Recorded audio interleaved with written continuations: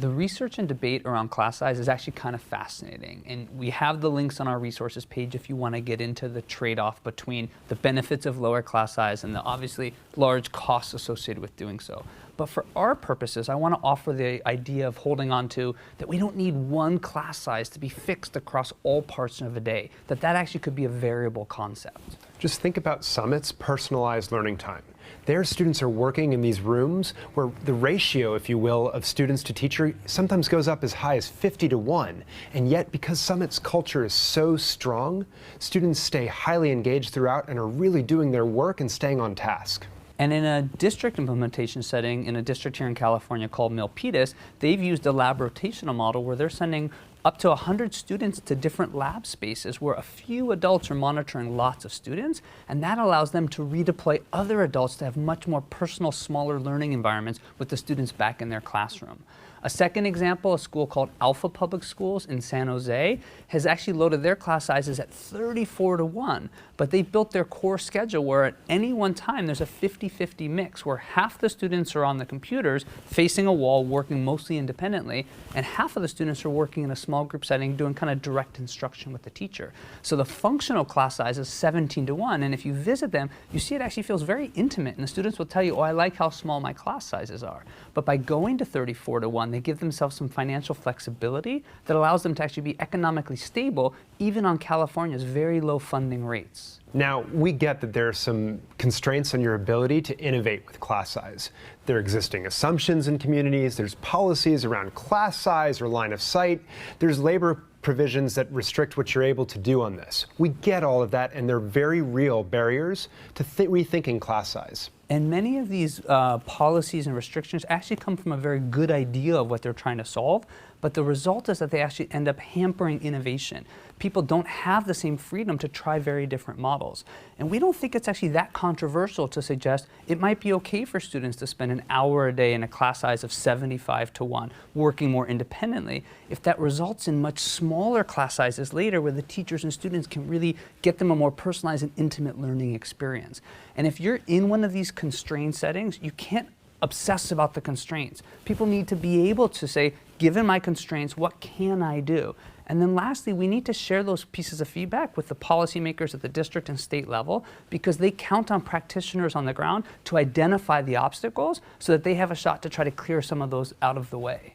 That's exactly right. And just think about how some of these schools are using this flexibility around class size to rethink what they do in a day. Some schools, this isn't radical, are doing whole class time or whole school time where it's basically like an assembly. They bring their whole group of students into the gymnasium or something like that, and they use the time to actually really focus on school-wide values and those non-cog skills that we were talking about earlier. And you can just see the magic that this actually brings about in a school culture and for each student. Take a look at how KIPP and Navigator have made use of these times. Good morning, Samantha.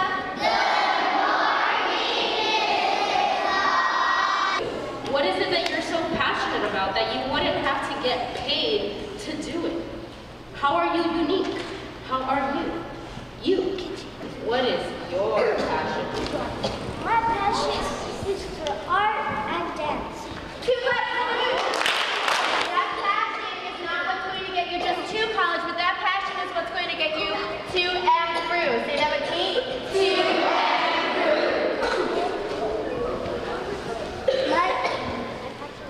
My passion is reading. two claps for the moon.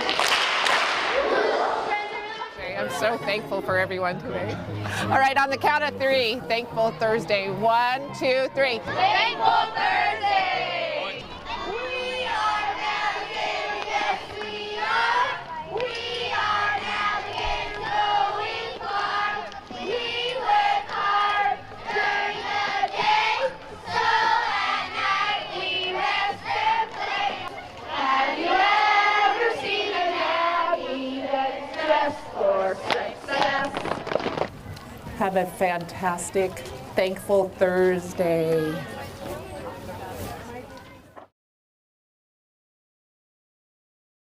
Last week we talked about how teachers are using data in these blended learning settings to regroup students within their classrooms on a weekly or daily basis. This week we want to think about how we can actually question the whole notion of age-based grouping in its entirety. Right, I mean, remember the example of us being the world's best astrologers? Our current schools are organized based on the year a student was born and what day of the school year it is, as if we can predict what the right content is. And Ken Robinson has this great line of, why are we so obsessed by students' date of manufacture? Instead, if we let students go at different speeds, the organizing principle becomes who's ready for what content when. And actually, age might become a lot less relevant. Two tangible examples to demonstrate the point. Brian and I were actually recently in a public district school that has recently implemented blended learning, and the superintendent was taking us around and said, now see, in this classroom here, we've got second and third graders working on the same concept. And as Brian and I roved around, it turned out that there were actually everyone from first all the way up to fourth graders in the same classroom, and it didn't faze the students one bit.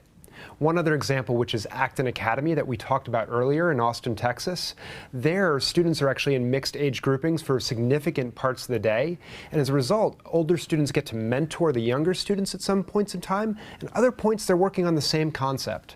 And at Education for Change's new school, EPIC, they've looked at the middle school 3 years and broken each year down into 4 parts. So it's essentially just a 12-part journey that students are on. And it's okay that one student might be on level 8 and another student on level 6, even though they're both technically in their second year at the school. It goes back to that Kung Fu example we talked about earlier. If you're clear about the levels that each students need to get through, and it's really mastery-based, we can think about very different kinds of grouping of ages working well in the same setting. Last week we looked at all the different new kinds of roles for teachers in blended learning settings and how teachers could even do team teaching. And as we think about figuring out who's teaching in the school, it's really important to ask ourselves, who's the right person to teach each lesson and how are they being assigned throughout the day? Essentially in education speak, what we would call the master schedule. So as we think about the staffing question in the context of school redesign, first start with the student experience that you ideally want, and then ask yourself 3 important questions. The first one is, who do you need on board? Basically, what types of teachers? The second one is, how many of them do you need? And then the third question is, how will they be spending their time? Now, this can be tricky. I want to acknowledge that, right? This is not about laptops for layoffs and just replacing teachers or just using lower cost employees. I'm a teacher, I'm pro-teacher. What we think is really important is that we let the teachers and the administrators actually work together to look at the schedule and figure out how should we be using our most important resource, the adults in our buildings, to best benefit what students need most. So the schools that are innovating in this way, what they're thinking about is where are the places where students can really own their learning and work independently? And where are the places where we need adults to actually intervene and spend times in small groups with these students? And then once we've thought about that, and we can start to think about where do we really need to use our credentialed teachers and where can we use other staff support to actually support our students with whatever they might be trying to accomplish. The key thing is to use the right teacher at the right time to really leverage that expertise to support all of our students. At Navigator schools, for example, sometimes paraprofessionals can run the learning lab time, and then teachers are allowed to specialize by subject area expertise. So for their model, they actually need different numbers of teachers than they would if they were using a traditional staffing model. Now, it's also interesting to see how these schools are using all of the adults to support learning. So at Summit Public Schools, for example, they actually have the principal overseeing students in the personalized learning time. And a lot of these schools are rethinking how can we use vice principals, teaching assistants, special education instructors, and so forth to jump in and join classes or pull students out for targeted intervention. So as we move away from the idea of just having one category of teacher to having teachers play different roles, these schools are thinking about ways to make a professional career path or ladder for teachers to take master teacher status, or to have other teachers come in at the beginning of their career and be mentored some, and even thinking about compensation systems to reward teachers as they take on new and bigger roles within the school. So what we're moving away from is this notion of a teacher by him or herself in an isolated classroom to starting to think about team teaching.